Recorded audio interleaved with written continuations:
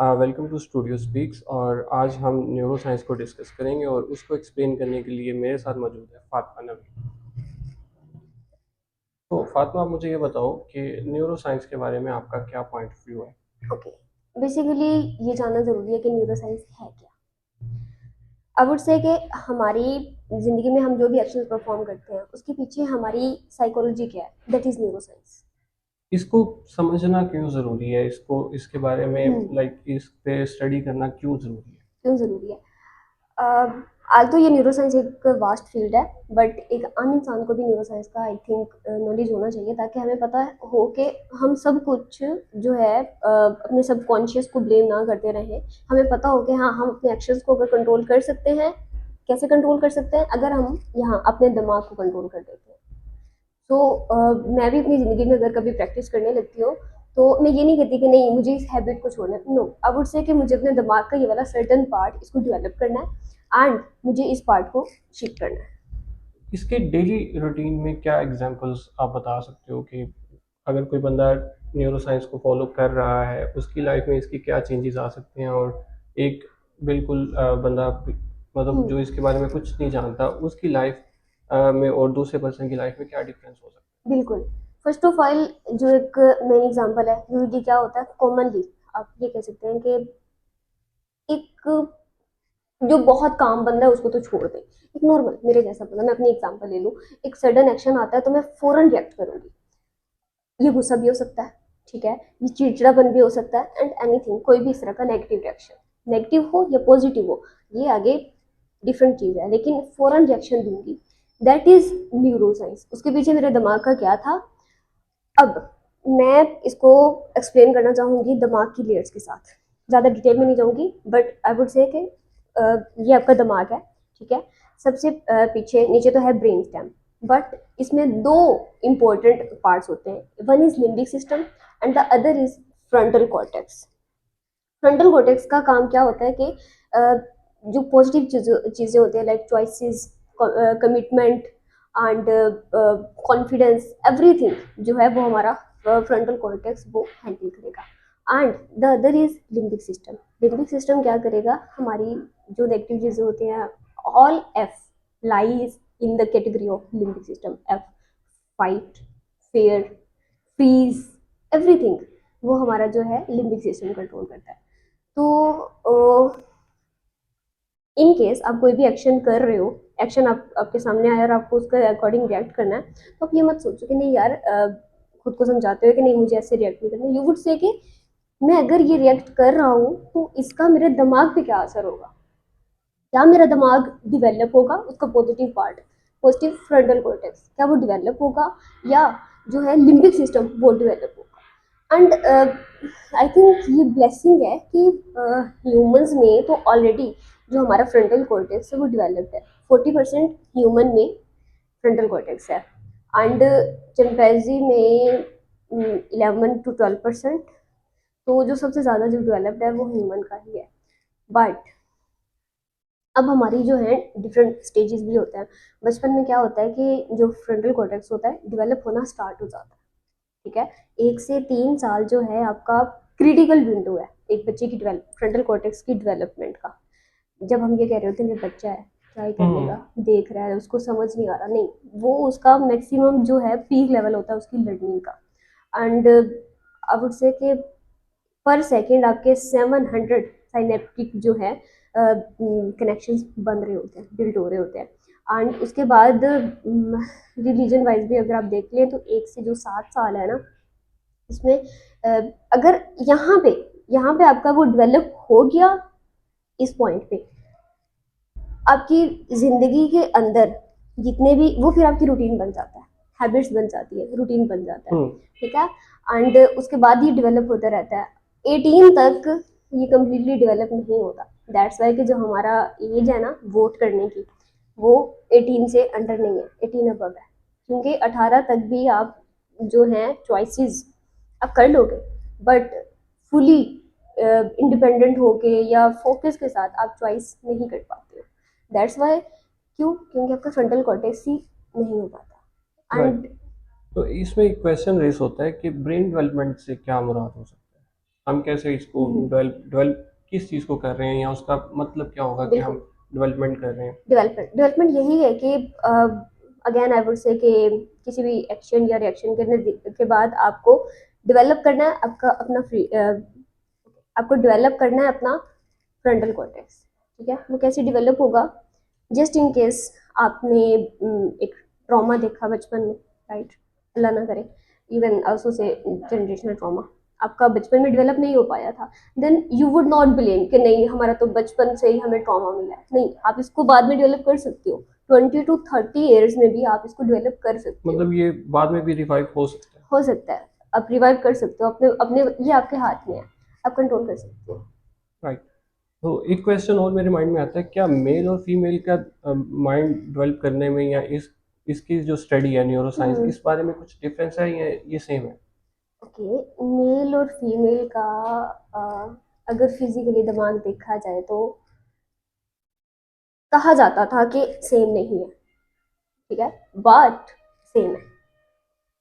एक 5% का जो चेंज आता है वो यहाँ पे आता है कि जो वोकल लोब है, लोब जो फीमेल के दिमाग में होता है, जो उनकी वोकेबलरी को कंट्रोल कर रहा होता है, थोड़ा सा साइज में बड़ा होता है, जिसकी वजह से वुमेन एक्सप्रेसिव ज़्यादा होती है, बोलती ज़्यादा है लिटरली।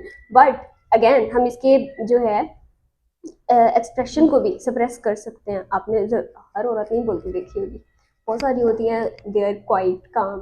तो आपकी बातों से जो मैं समझा हूँ ये है कि मेल और फीमेल के मतलब माइंड या ब्रेन डेवलपमेंट में ज़्यादा फर्क नहीं है। जिसने जिस हिसाब से जो चीज़ें ऑब्जर्व की हैं उसका उस हिसाब से दिमाग जो है वो डेवलप हो गया। और वैसे हम जाके थोड़ा सा रिलेट कर देते हैं कि फीमेल्स एक्सप्रेसिव हैं या मेल्स लॉजिकल हैं। हम इस चीज़ को रिलेट कर देते हैं, लेकिन वो ये फर्क रिलेट है, करता है उनकी डेवलपमेंट से। बिल्कुल फर्क है। हाँ, बेसिकली जो है women are more expressive, men are logical. Reason ये भी तो हो सकती है ना, उनकी ब्रेन डेवलपमेंट हुई वैसे है। डेवलप करना आपके अपने हाथ में है, ठीक है, अगेन। बट जो बेसिकली जो पर्सपेक्टिव चलता आ रहा है वो हम्म। यही है कि औरतें एक्सप्रेसिव होती हैं, लेकिन उसकी आदमी भी कोई प्रैक्टिकल रीज़न होते हैं। होगी, अगर ब्रेन फिजिकली हाँ, सेम है, साइज में सेम है, कुछ डिफरेंस नहीं है, तो फिर वो अगर अलग अलग वो ट्रेन हो रहे हैं या डेवलप हो रहा है, तो उसकी रीजंस होंगी। इट्स जस्ट कि आप उसको ट्रेन कैसे कर रहे हो। बिल्कुल, एग्जैक्टली। कि क्या आप जो है नेगेटिव थिंग्स जो आपके सामने आ रही हैं, कोई भी अल्लाह ना करे आपको कोई किसी भी सिचुएशन का सामना कर, तो आप उसका इफेक्ट कितना अपने ऊपर हावी कर रहे हो। बिल्कुल। हमारा दिमाग जो है जो चीज़ देखता है सुनता है, दो वेज होते हैं, और वैसे और भी वेज होते हैं लेकिन मेन ऑडिटरी एंड विजुअली। अगर उसने यहाँ से जो कुछ भी रिसीव करना है वो लेके जाएगा दिमाग तक, वो सब कुछ जाएगा। अब दिमाग, क्या आप उसको एक्सेप्ट करते हो, क्या आप उसको अपने ऊपर हावी कर लेते हो, ये आप पे है। अब इसी से एक बात निकलती है, कुछ लोग एडिक्शन, कुछ लोगों को किसी न किसी चीज़ की एडिक्शन हो जाती है, कुछ ड्रग्स में चले जाते हैं, कुछ हम्म, अ, किसी और चीज़ में हम पैशन का नाम दे देते हैं, कि कुछ लोग एक काम को कर रहा है तो वो उस पे ही अपने आप हम्म। को साथ में जोड़ लेगा और बार बार करेगा। तो क्या एडिक्शन में, एडिक्शन भी न्यूरोसाइंस का कोई पार्ट है? बिल्कुल है। एडिक्शन में सबसे बड़ी चीज़ है चाय। ये भी हो सकता है, बिल्कुल। चाहे टीनेजर्स में, ये एक ऐसी चीज़ है, आप खुद एक्सपेरिमेंट कर सकते हैं। आप अब चाय लेंगे ना, आप नहीं लेते थे, अब दूसरे दिन चलो फिर थोड़ी सी थकावट हुई, आपने कहा चलो कैफीन लेते हैं अपने लिए, थर्ड डे सबकॉन्शियसली आपको क्रेविंग होने लगेगी।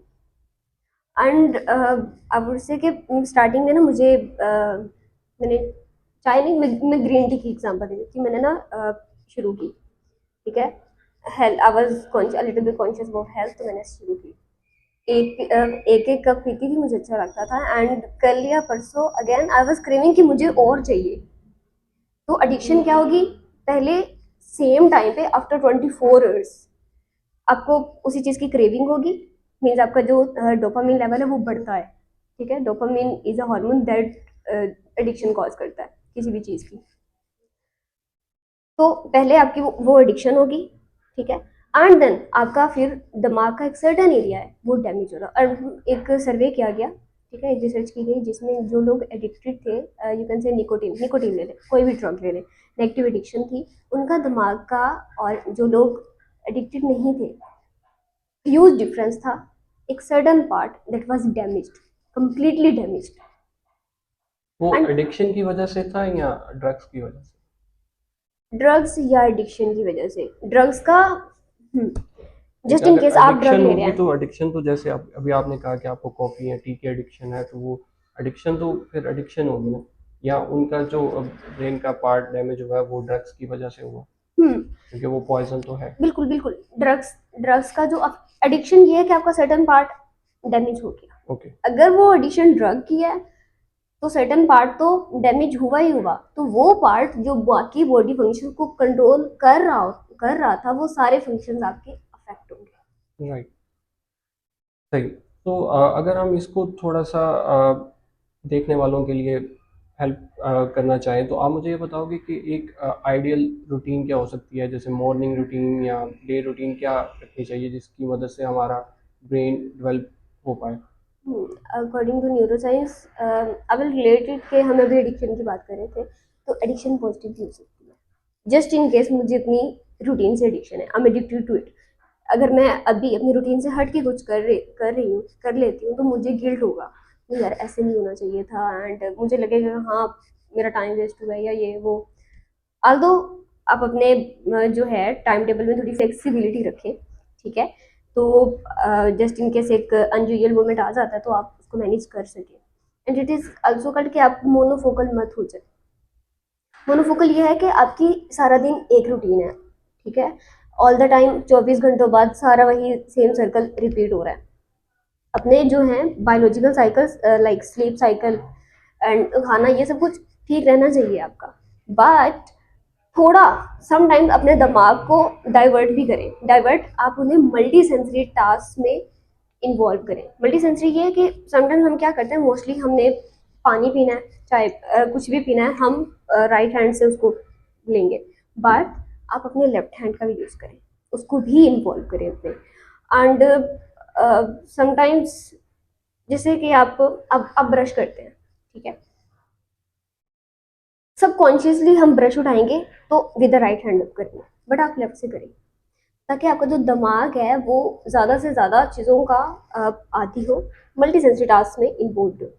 एंड जहाँ तक मॉर्निंग रूटीन की बात हो रही थी, if you are addicted to your routine, तो आइडियल मॉर्निंग रूटीन ये होनी चाहिए। न्यूरो साइंस और मॉर्निंग रूटीन का बहुत गहरा लिंक है।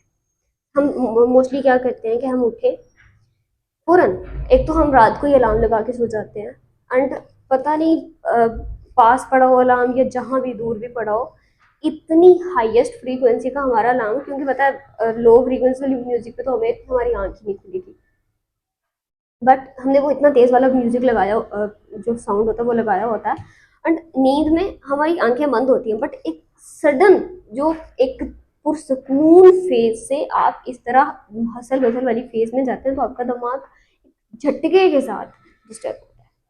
राइट।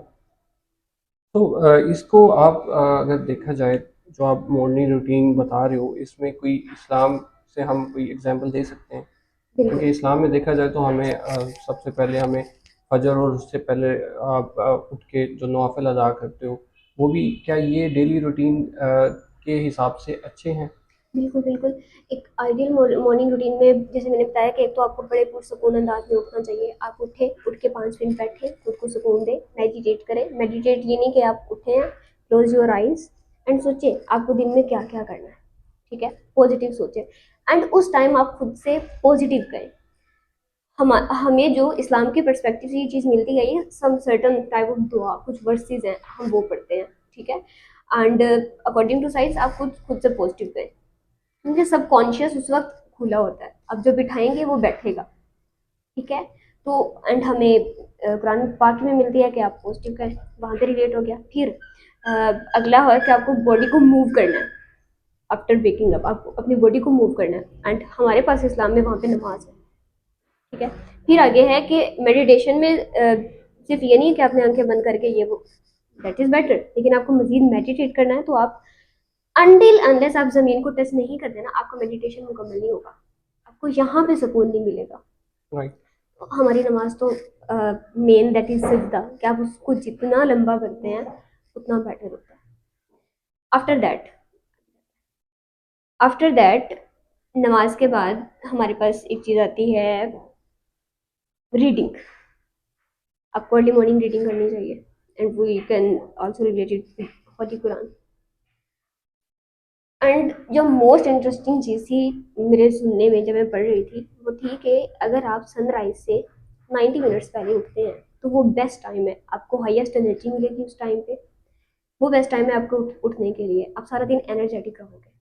एंड वो टाइम एग्जैक्ट फजर का है। When I calculated it, that was exact फजर, क्योंकि आफ्टर 1:30 और ऑफ फजर सनराइज हो जाता है। राइट।